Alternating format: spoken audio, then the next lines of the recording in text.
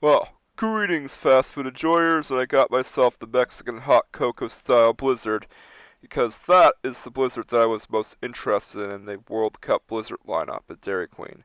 And it is the meltiest blizzard in the world. It's probably the messiest I've ever had.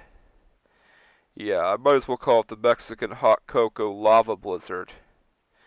Yeah, so you gotta eat this thing very fast. And yeah, it is pretty good. Yeah, it's a very messy blizzard. But I'd definitely give it a 9 out of 10, even though it is pretty messy. But oh well.